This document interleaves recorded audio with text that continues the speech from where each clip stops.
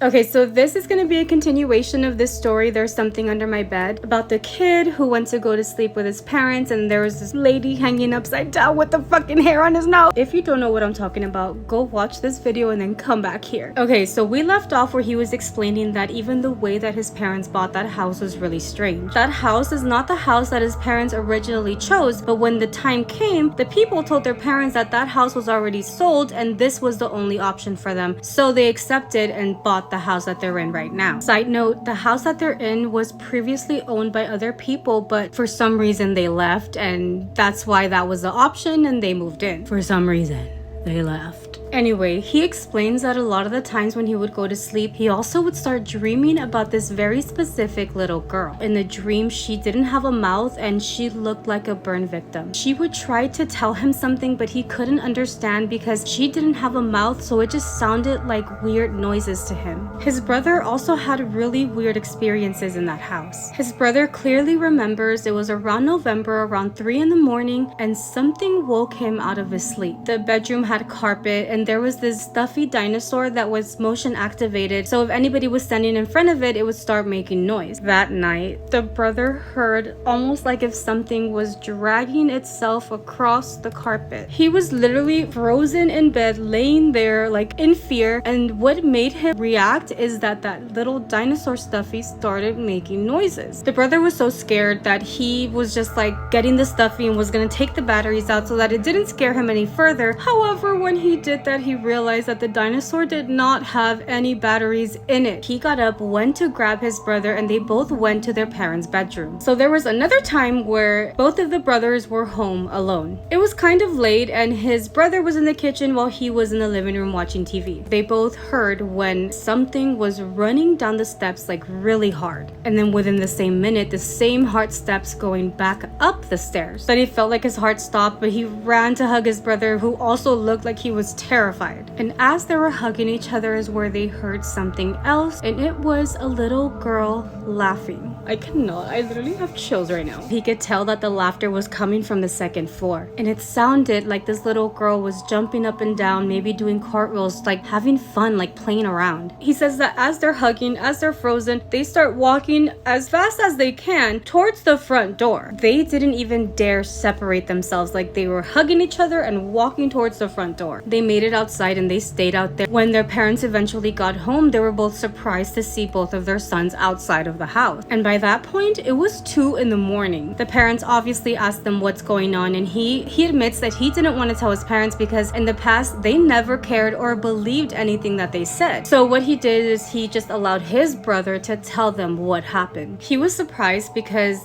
that night, when the parents heard everything his brother had to say, he could tell that they did believe him. Something changed that night and made their parents believe that they were not hallucinating or having like nightmares, that there was actually something happening in that house. It was also the moment they decided that they didn't want to live in that house anymore and they wanted to move. They ended up moving to another house in Santa Monica, Juarez, Nuevo León. Even after moving, things didn't get better. He says it got worse. He remembers one night they had gotten home really late from their grandmother's house and it was around 2 in the morning. When they got into the house, his dad ran to the restroom because he really had to pee, and he had taken off his shoes and was going to go to his room because he had accidentally stepped on dog poop and he was going to clean his shoes. However, when he walked into his room also faced like the porch, and for some reason something told him to look outside. When he looks out, he sees a little girl. He says that little girl was just standing there, and for some reason he started thinking about that little girl in his dream, and he cannot assure himself that it was that little girl, but he just had this crazy feeling that he thinks it was her. He said that he couldn't see the face details, but he could see the hair was long and she was just standing there, and he could tell that that little girl was just looking at him. He decided to tell himself that maybe it was just a little girl in the neighborhood, maybe even one of his sister's friend. But it was in that moment where he noticed something else, and that was that little girl did not have feet. She looked like she was floating. He felt like he was there forever just staring at her, and what made him react was that his dad had just came out of the restroom. In that very moment, that little girl just disappeared into the ground. Disappeared down to the ground. He ran to his dad and told him there was a little girl outside. That dad took him and went outside and with a flashlight was looking for this little girl, and of course she was nowhere to be found. That wasn't even the end of it. There was more things that would continue to happen. There was one night where him and his sister got in trouble and the parents were talking to them, and in that moment his older brother comes out of his bedroom looking very confused. He tells them that he saw somebody peek in through his bedroom window. His bedroom faced the backyard, so all of them went outside to the backyard and there was nobody out there. He mentions that that was also the moment where his parents again realized that something was not right, and again weird things were happening. That was also the moment where his older brother tells him, okay, I believe you now, maybe you did see that girl in the front and this is not over. So he says that time has passed and they have moved houses several times since then. However, it didn't matter what house they went to, it was almost like they were bringing all that weird shit with them. He admits that even though the years have passed, he still continues to dream about that little girl. And I know you guys think it's over, but it's not, because when he turned 18, he said he had one of the most horrible experiences ever. His girlfriend, who is now his wife, was pregnant at the time. From the beginning, he knew that he was gonna have a little girl, even though everyone would tell him that he's gonna have a boy. One of the last times that he saw that little girl from the dreams was when he was sleeping alone in his bedroom. He was laying on his side, and when he opened his eyes, the little girl was in the bedroom, but this time he could see more details on her. Her mouth seemed like it was missing because it was literally charred, like it was burnt. And when he looked her in the eyes, he said that she looked terrified, like she seemed like she wanted to tell him something very urgent. He was so scared that he started closing his eyes and opening them back up and closing them up, and he could tell that every time he would close his eyes, she would just get closer and closer to him. It got to the point where he can hear her like so close to his ear, and he refused to open his eyes, and that's when he heard somebody open the dresser and almost like they went inside it and she was gone. He says that a little while after his daughter was finally born, and when he looked into his daughter's eyes, he felt almost as if his daughter and that little girl, the burnt victim, were connected in some way. He hopes that's not the case and that nothing has happened since, but yeah, that is the last thing that he's experienced, and the fact that it started years ago and up until he's like an adult having kids is fucking crazy to me. But anyway, what do you guys think?